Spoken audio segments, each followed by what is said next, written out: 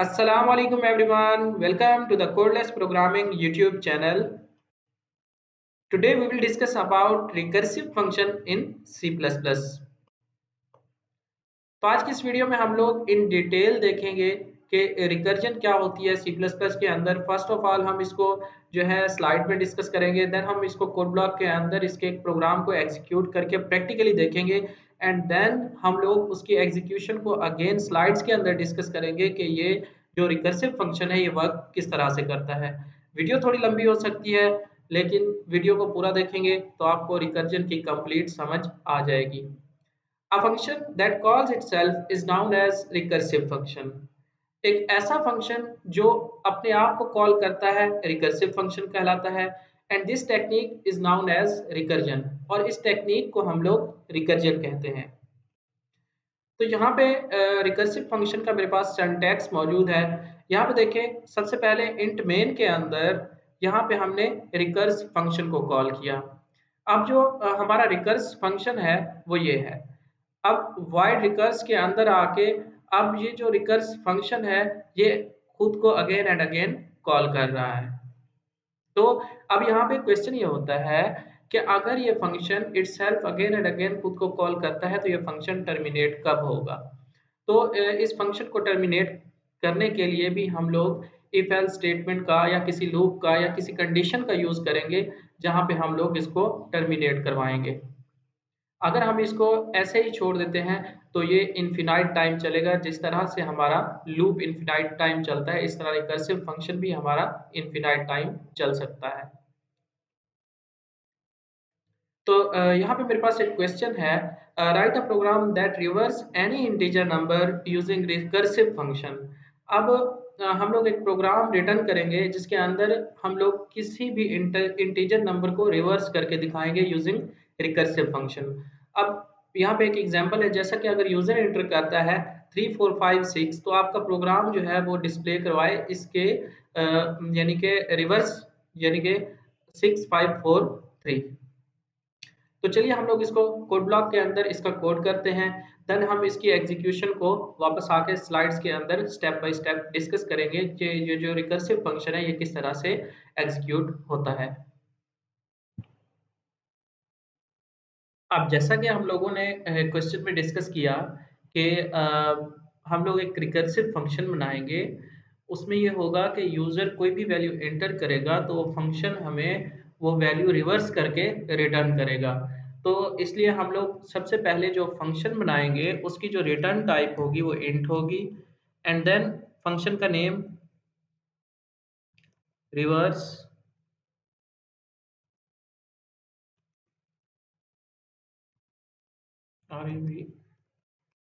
Reverse number, और उसके अंदर एक पैरामीटर पास होगा इंटीजर टाइप है। अब हम लोग फंक्शन को डिफाइन बाद में करते हैं, यहाँ मेन में आ जाते हैं। यहाँ पे हम लोग एक वेरिएबल डिक्लेयर करते हैं इंटीजर टाइप n, जो कि यूजर से इनपुट लेने के लिए है, एंड एक वेरिएबल हम लोग डिक्लेयर करेंगे जिसके अंदर हम लोग फंक्शन को कॉल करेंगे। सी आउट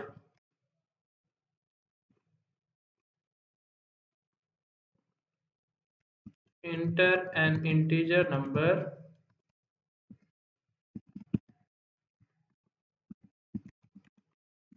सी इन के अंदर हम लोग n को रीड कर लेंगे।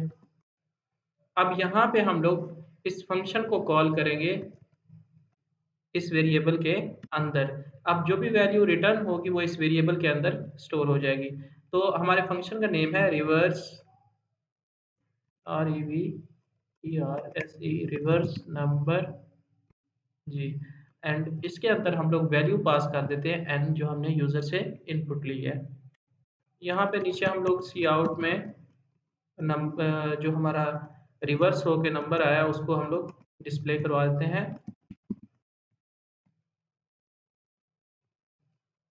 REV के अंदर वो स्टोर है और यहाँ पे नन चेंज। अब हम चलते हैं फंक्शन डेफिनेशन की तरफ। अब यहाँ पे हम लोग दो वेरिएबल डिक्लेयर करेंगे स्टैटिक टाइप के, उसमें इंटीजर टाइप सम एंड एक और वेरिएबल टेम्प। होगा। अब यहाँ पे हम लोग वो मेथड बना रहे हैं जिसके अंदर हम लोग इस वैल्यू को रिटर्न करेंगे। तो उसके लिए हम लोग सबसे पहले चेक करेंगे कि जो यूज़र ने इनपुट की है, नंबर इनपुट किया है, क्या वो ग्रेटर देन 0 है?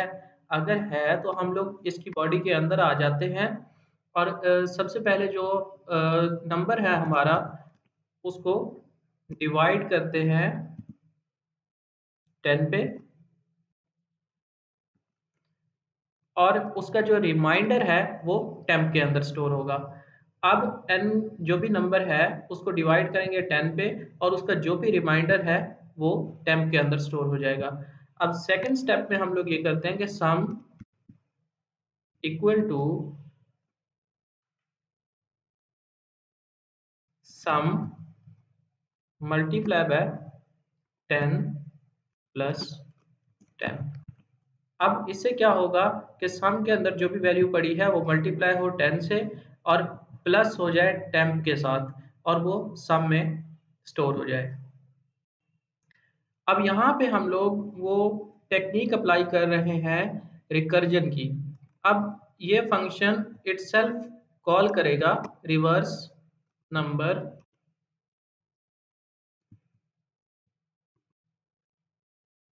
और उसके अंदर हम लोग n डिवाइडेड बाय 10। अब इससे ये होगा कि ये फंक्शन उस वक्त तक कॉल होता रहेगा जब तक ये कंडीशन ट्रू रहेगी। अब जब n जो है डिवाइडेड बाय 10 होती रहेगी, जब n की वैल्यू 0 हो जाएगी तो ये ऑटोमेटिकली इफ कंडीशन जो है टर्मिनेट हो जाएगी। तो ये फंक्शन खुद को कॉल करना बंद कर देगा। उसके बाद एल्स स्टेटमेंट रन होगी जिसमें हम लोग रिटर्न करवा रहे हैं क्या, सम मेन के अंदर।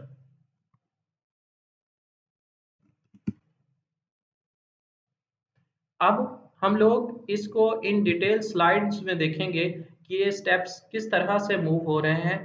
तो फिलहाल यहाँ पे इसको कोड को एग्जीक्यूट करके देखते हैं कि इसकी आउटपुट क्या आती है। उसके बाद हम इसकी जो एग्जीक्यूशन प्रोसेस है उसको स्टेप बाय स्टेप डिस्कस करते हैं।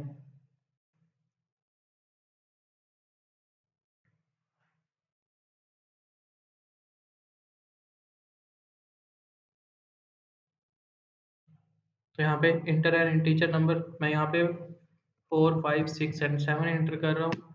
तो ये देखें वो नंबर रिवर्स होके 7654 हो गया। अब ये नंबर किस तरह से रिवर्स हो रहा है मैं इसके स्टेप्स डिस्कस कर लेता हूँ, स्लाइड्स के अंदर है। अब ये हमारा वही कोड है जो हमने कोड ब्लॉक के अंदर एग्जीक्यूट करके देखा है कि वो किस तरह से हम लोग एक नंबर को रिवर्स कर रहे हैं।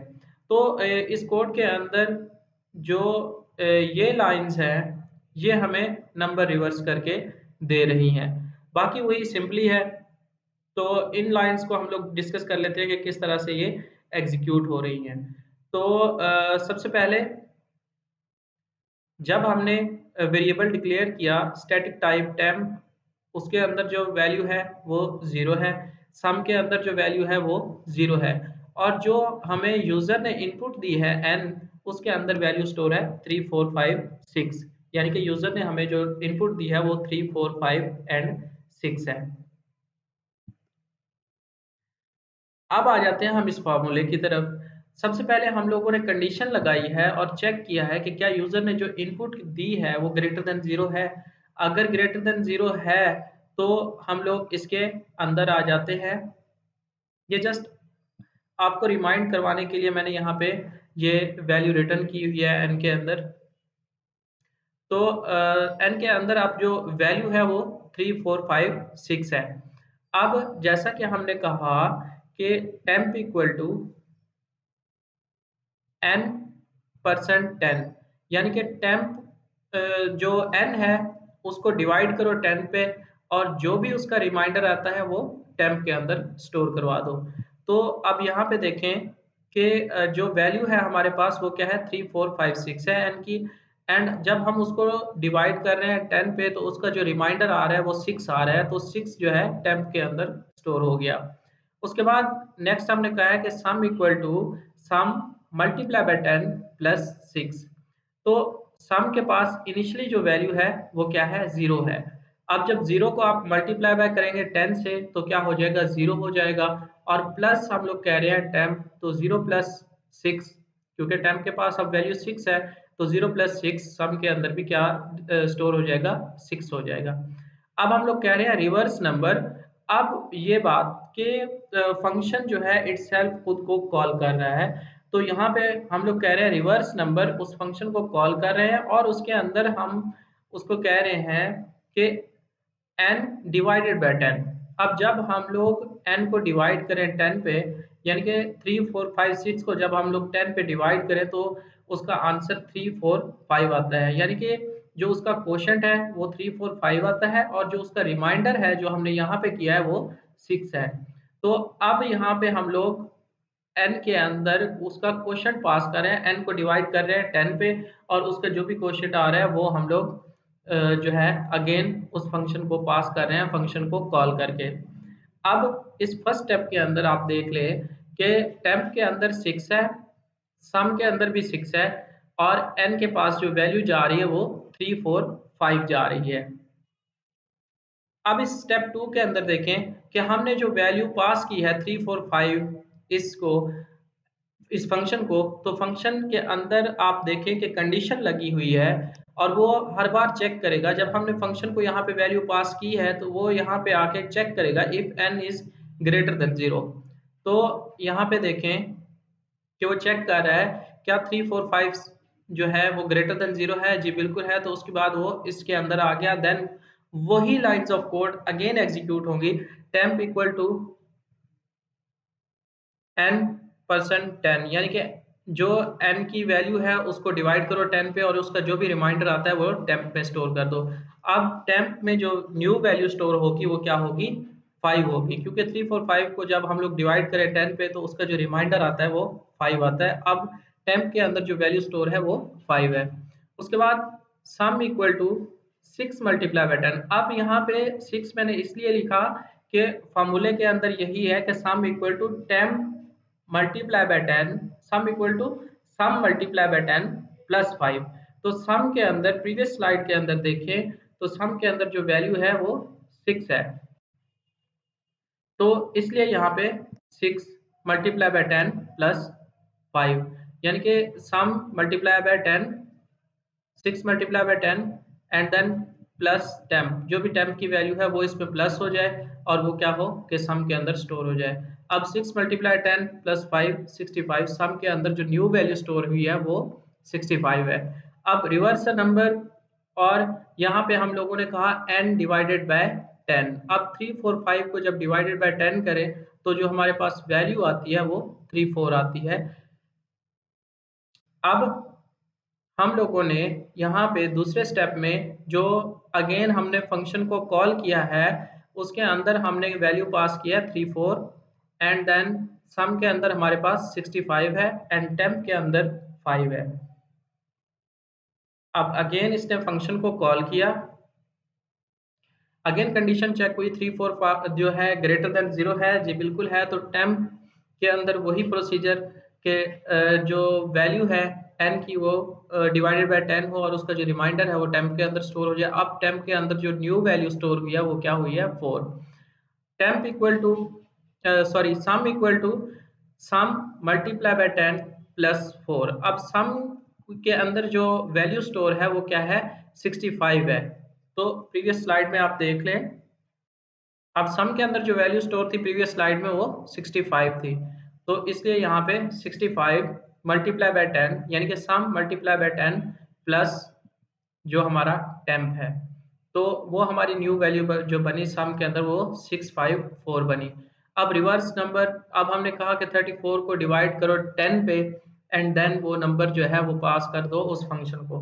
अब जो 34 को डिवाइड करें 10 पे तो जो हमारे पास वैल्यू आती है वो 3 आती है। अब हमने 3 अगेन फंक्शन को पास कर दिया।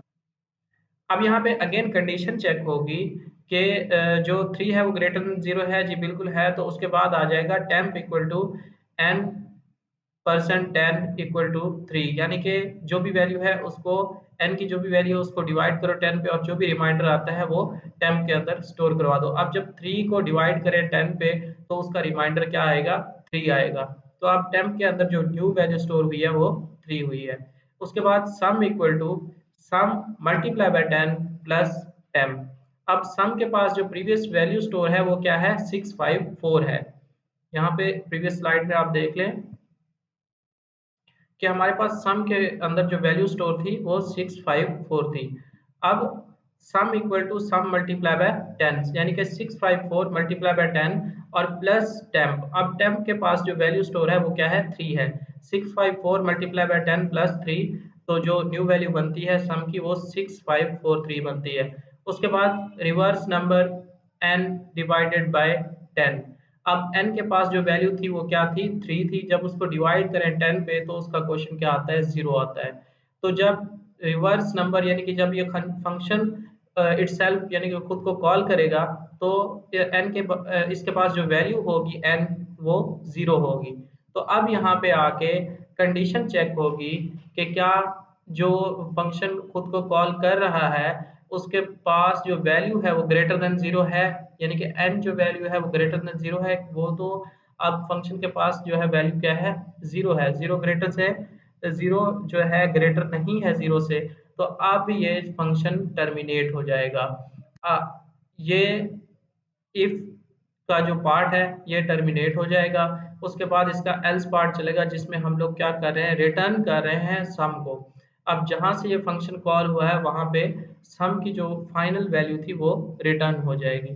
अब हमारे पास जो सम की फाइनल वैल्यू थी वो क्या थी, 6543 थी। अब 6543 मेन में रिटर्न हो गई। तो इस तरह से ये नंबर रिवर्स हो गया।